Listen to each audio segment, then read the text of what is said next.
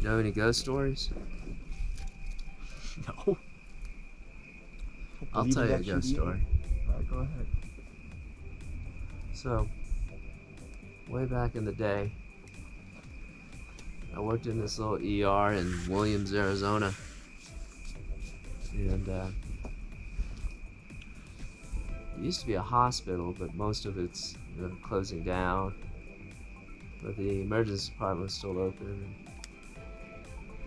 And the whole surgical wing, the lights were off. And so it was a big hospital with just a little section open and just a few people working there. And I was working there. And I did, I don't know. Is this another place that they give you, they let you stay in a second ward room? No.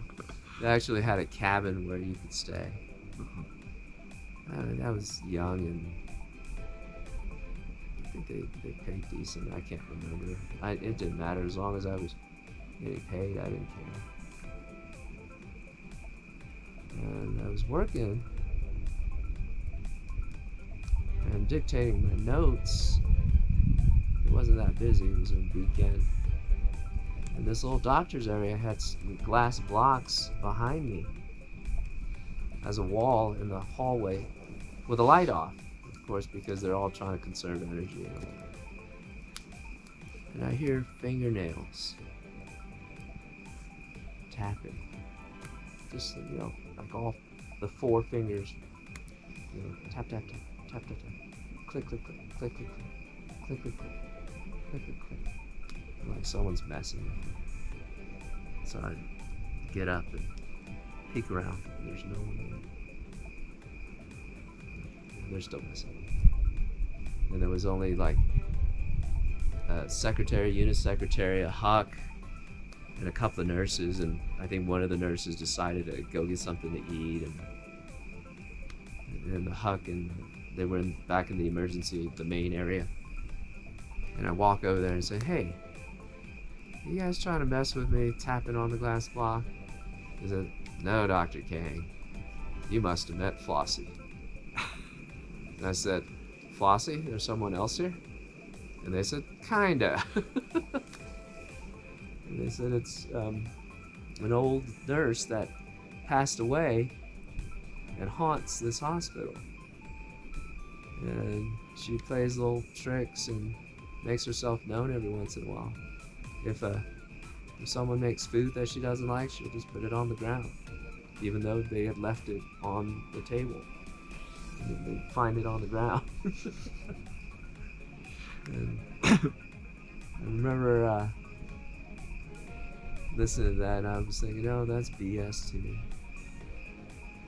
And I thought about it, and I went back to the room and dictated. There was this little ficus tree. I think it was a fake ficus. It could have been real. I don't know. Those are hard to tell. And there's no air conditioning vents anyway.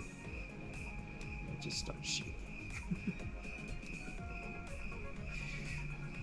Okay, like someone's, "Hey, look, dumbass." Really? Just shaking it. Like every once in a while, I'd look over. The hairs on the back of my neck are like go up. I'm like, I'm gonna dictate this some other time. Oh man. And I walk out and say, "I think I met Flossy, man." Yeah, she does things like that. And I did one more shift, and I was leaving, and no more nuttiness kind of happened during that shift. And I was saying goodbye to everyone. I had this old Jeep Cherokee piece of. By the way, Jeeps are a piece of crap. Okay, they just are, especially back in the 80s. Right. And I had put in one of those Viper alarms with the click, beep, beep, that hasn't worked in like 4 years. Okay, just hasn't worked. Could never get it to work after like the first year. And I'm saying bye to everyone, try to get into my car, and the alarm goes off. It hadn't gone off in 4 years. And the clicker doesn't work. And this is the craziest thing. One of the nurses says, "Say bye to Flossy." And I said, bye, Flossy. Peek, peek. Stops. What? Yeah. No way. I get in that Jeep and I fly the hell out of there, man. I kid you not. That was kind of weird. That's crazy. I'm just saying, sometimes the world or the universe has a bunch of coincidences that align, and maybe that's what it was. Or maybe there is a freaking Flossie that's haunting that hospital over there, and she will not be ignored.